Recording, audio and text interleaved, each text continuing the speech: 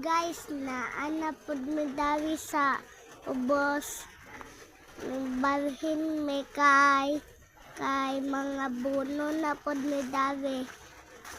Balhin mi mga buno kay humanan naman daadto.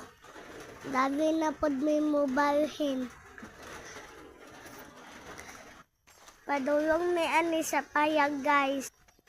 Kay naada to akong papa ug maghod. Tulo ko guys nagbet-bet og kamunggay. Apit namin maabot daw sa payag Pa.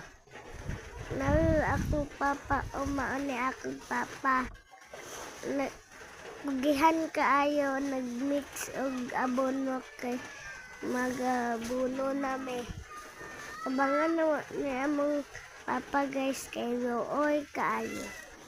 Siya ba ni pinmente daw kay nang kamot akong papa guys kay ang namin pangbalon sa eskwela. Kami guys dawi mi sa payag paglingkod.